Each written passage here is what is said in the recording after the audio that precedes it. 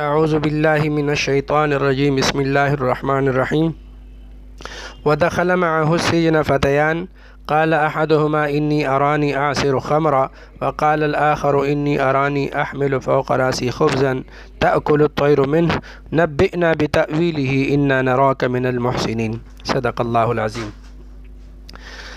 حضرت یوسف علیہ السلام کو جب جیل میں ڈالا گیا تو جہاں پر آپ جیل میں گئے وہاں دو نوجوان وہ بھی قید خانے میں داخل ہوئے، وہ بھی جرم کی وجہ سے جو ہے وہ جیل میں بھیج دیا گیا تھا۔ اب ان کا جرم کیا تھا؟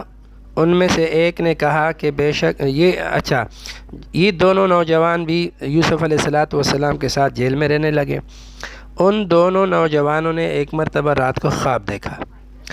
ان میں سے ایک نے کہا کہ بے شک جس نے اپنے آپ کو جو خواب میں دیکھا ہے کہ وہ انگور سے شراب نچوڑ رہا ہے اور وہ بادشاہ کو پیش کر رہا ہے، یعنی وہ جو اس کی ڈیوٹی ہوتی تھی اسی ڈیوٹی کو خواب میں دیکھ رہے کہ میں پھر سے انگور سے جو ہے وہ شراب بنا رہا ہوں اور وہ بادشاہ کو پیش کر رہا ہوں۔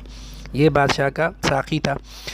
دوسرے نے کہا کہ میں کیا دیکھتا ہوں خواب میں کہ میں اپنے سر پر روٹیاں اٹھائے ہوئے ہوں اور راستے میں چلتے ہوئے اس میں سے پرندے کھا رہے ہیں۔ اب ظاہر سی بات ہے یہ بات ایسی تھی کہ ان کی سمجھ میں نہیں آنے والی تھی۔ اب انہوں نے دیکھا یوسف علیہ السلام کے متعلق اور ان کو پاک دامن بھی پایا اور اس کی جو ہے حسن سے اور اس کی بزرگی سے اس کی شخصیت سے بڑے مانوس ہو گئے تھے اور متاثر بھی تھے۔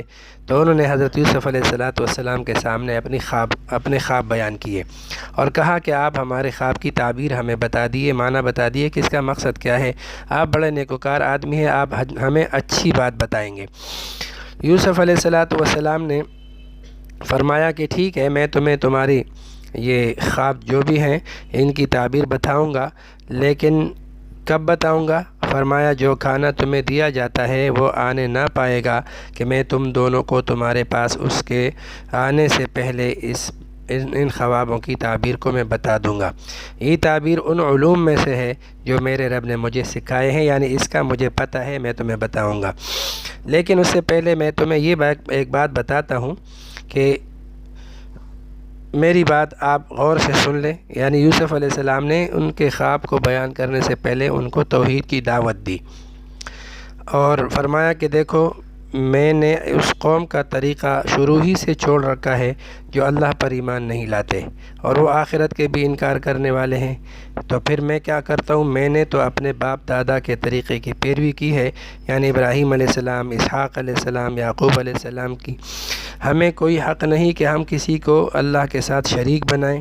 یہ تو اللہ کا فضل ہے ہم پر اور تمام لوگوں پر کہ اس نے ہمیں ایمان کی دولت سے مالا مال فرمایا ہے اور ہمیں توحید کا علمبردار بنایا ہے، لیکن اکثر لوگ اس بات کو نہیں پڑھتے۔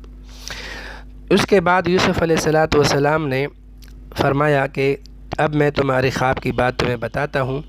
اے میرے جیل کے ساتھی ہو، پہلے تو مجھے یہ بتاؤ کہ کیا ایک رب اچھا ہے یا الگ الگ رب اچھے ہیں؟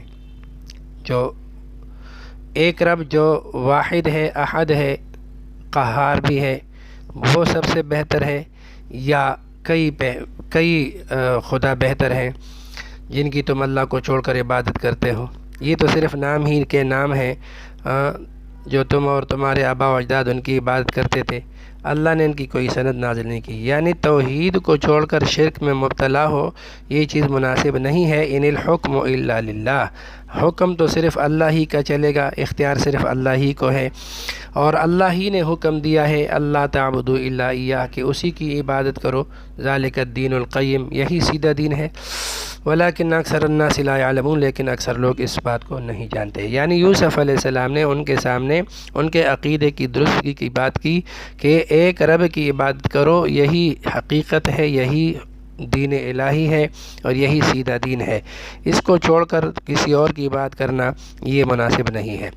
پھر اس کے بعد یوسف علیہ السلام نے ان کے سامنے فرمایا، یا صاحبی سجن، اے میرے جیل کے ساتھیو، تم میں سے ایک جس نے اپنی یہ خواب سنایا تھا کہ وہ شراب نچوڑ رہا ہے انگور سے اور وہ بادشاہ کو پیش کر رہا ہے، فیسقی ربہ خمرا، وہ اپنے مالک کو شراب پلایا کرے گا، یعنی اس کو رہائی مل جائے گی اور وہ اپنے نوکری پر واپس بحال ہو جائے گا۔ وَأَمَّا الْآخَرُ، جو دوسرا ہے تو اس کو سولی پر لٹکا دیا جائے گا، اسے پھانسی دی جائے گی اور پھر اس کو پھینک کر اس کے سر کو پرندے کھاتے رہیں گے، یعنی اس کی جو ہے وہ سزا ہو جائے گی۔ یہ فیصلہ ہے تمہارا۔ گویا ایک جو ہے وہ بادشاہ کے پاس واپس چلا جائے گا اور ایک کو سولی دی جائے گی۔ یہی بات تھی جو تم لوگوں نے مجھ سے پوچھی تھی، یہ فیصلہ ہو گیا ہے۔ اب اس کے بعد جو ہے یوسف علیہ السلام نے اس شخص کو مخاطب کر کے کہا جس کی جان چھوٹنے والی تھی، جو رہائی جس کو ملنے والی تھی، اسے کہا، یار بات سنو، اتنا عرصہ ہو گیا ہے، اب جب آپ جاؤ گے بادشاہ کے پاس تو اس کے سامنے میرا بھی ذکر کر دینا کہ اس طرح ایک بندہ بغیر کسی جرم کے، بغیر کسی وجہ کے جیل میں ہے، تو ہمارا بھی ان کے سامنے ذکر کر دینا، شاید ہمیں بھی کوئی رہائی مل جائے۔ بہرحال وہ آدمی جب وہاں سے نکلا اور اس کو رہائی ملی تو وہ اس بات کو بھول گیا کہ یوسف علیہ السلام کا تذکرہ اپنے بادشاہ کے آقے کے سامنے کر جائے، تو وہ بھول گیا اور اس دوران کچھ عرصہ مزید گزر گیا، تو یوسف علیہ السلام جیل میں رہے اور وہ شخص رہا ہو کر اپنے کام پہ چلا گیا۔